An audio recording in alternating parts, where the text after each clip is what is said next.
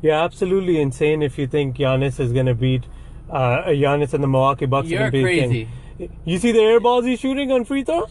He takes 20 seconds to shoot them, but he scores some. He's airballing free throws. Giannis is an amazing player. Don't let me take anything away from him. But the way Booker and Chris Paul are playing, and DeAndre Ayton is playing, they're going to definitely win. You're absolutely gone crazy. Oh, by the way, we already started recording. Oh, you're recording? By the way, the podcast is already starting. All right, so welcome to another episode of Sports Talk. Once again, it's a versus Mustafa Sports Talk. So, yeah, let's get to it now. Yeah, sorry about that. I didn't know we were actually started. He just started recording. We were just arguing, actually. But, well, whatever. We started. Well, let's get straight to it. Like I said, I think the Phoenix Suns are going to beat the Milwaukee Bucks. I'm not... Nah, man. You got to be kidding me. If the Greek Freak himself is playing, they got no shot. They got the Greek Freak. I can't say the name once again, so I'm just going to call him the Greek Freak. Giannis Antetokounmpo. Okay. Just say Greek Freak. Greek Freak. They got Chris Middleton, who's more clutch at the end of the games. And they got Drew Holiday, who's the most underrated player in the NBA, in my opinion. They got PJ Tucker for defense. They got a really Brook Lopez. They got a stacked team. Who does Phoenix have? Devin Booker, Chris Paul, DeAndre Ayton. Don't need anybody else. And Crawford. They got a really good defensive team overall. Chris Paul can take any team, I think, over the hump. Did we forget that he almost took out the Golden State Warriors before getting injured? Did we forget that he also had James Harden, who's better than anyone on Phoenix? No, Devin Booker might be better. No. You're going crazy. And plus, Crawford, you're acting like he's such a great player. Well, he's better than PJ Tucker. You threw in PJ Tucker. He's better than PJ Tucker. Yeah, but I threw PJ Tucker in the fourth later on. No. He's better than PJ Tucker. DeAndre Ayton's better than Brook Lopez. I'll give you that. Yeah. I'll give you that. But the Greek Freak is better than all of them. No argument there. I agree. But the way Devin Booker's playing and Chris Paul are playing, I think they'll pick him apart from the 3-point line. Chris Paul is a great player with some dirty plays, though. Let's not forget that. Whatever. Chris Paul tries to injure some players sometimes. He's a great player, though. I gotta give him that. Listen, man, don't take a shot at Chris Paul and then say he's a great player. Chris Paul is a Hall of Famer. Don't you ever forget that. He's a Hall of Famer, but he's not as good as the Greek Freak. I'm not saying he's better than the Greek Freak. It's a team game. It's not one person's better than the other guy. It's not a team game. It's a one-person game. Don't ever forget what the team LeBron took to the finals. Do you remember that team? J.R. Smith. I can't name anyone else. And don't forget that Dallas back in the day. Goskis to the finals. Don't forget that the Dallas Mavericks eliminated a stacked Miami Heat team. That's because LeBron was new to the finals. These guys are new to the finals too. None of them have made the finals before. I agree. But on both teams, though. Both teams, yeah. But who's gonna stop Greek Freak? Who's gonna stop the Antetokounmpo? Listen, Greek Freak can do his thing.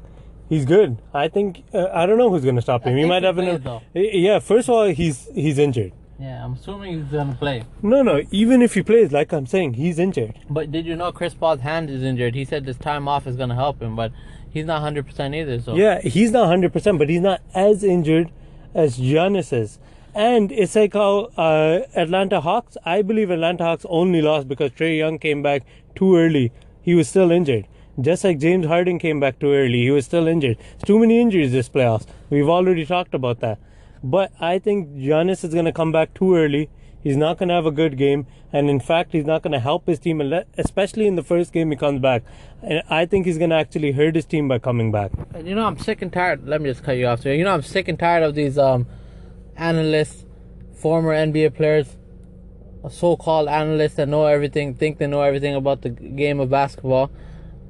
Stephen A. Smith, Kendrick Perkins, Max Kellerman, all of them, but specifically for this one, Kendrick Perkins.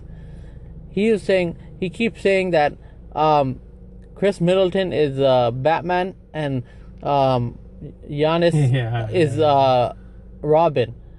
How is that possible? Giannis has better stats than even LeBron.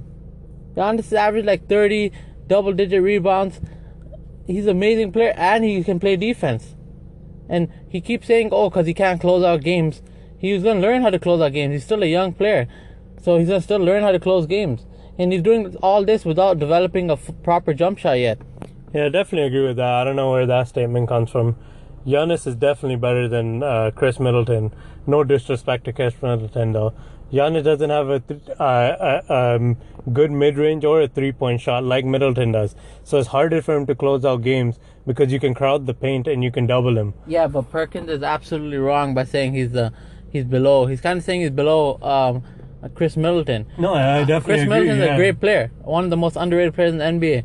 But if you take out the Greek Freak on that team, they're not going to be finished first, second in the East. They're not going to make the playoffs, I think, if you take out Giannis out of that team. Yeah, I don't think they'll make the playoffs. But anyways, let's get back to the point. Phoenix Suns, I believe, are going to beat the Milwaukee Bucks because I feel like they're a type of grinding team. They got grit in them. They're a tough team. And I think Chris Paul's leadership on that team and Devin Booker and the way Chris Paul's playing and the way DeAndre Ayton's playing and the entire team comes together better as a more a functional unit. I feel like they're a more team basketball team and they're going to win because of that. Let's just go position by position. I keep telling you, it's a more team game, not position. Let me just tell you, Drew Holiday and Chris Paul. Who's better? Chris Paul. I would say Drew Holiday. No way. Right now. Not career-wise, right now. Chris Paul. No. Drew Holiday's a better defender. Chris Paul's a better leader. Okay. Chris Paul can take any team. This is impressive what Chris Paul's been able to do. Yeah, any team he goes on, he takes them far. No, he doesn't. That's why it's the first time he made the finals. Yeah, but he doesn't stack his teams. Which team? This is the first time in like a decade since maybe the Raptors have won that this team hasn't been super stacked to make the finals. Chris Paul's a great player, one of my favorite players, but I don't like exactly the way he plays the game. I keep telling you that doesn't matter. And another thing is he beat the teams that were injured. He beat Lakers. They didn't have AD. LeBron was injured. So did Milwaukee. Milwaukee beat one team that was injured. Well, technically they beat Atlanta. But let me just tell you. When Trae Young was injured. I got you. But let me just tell you. And then Chris Middleton, I would give Devin Booker the advantage, but they're kind of equal. I wouldn't say that. Devin Booker's a lot better. The center, 18 is, I would say, is better than Brook Lopez.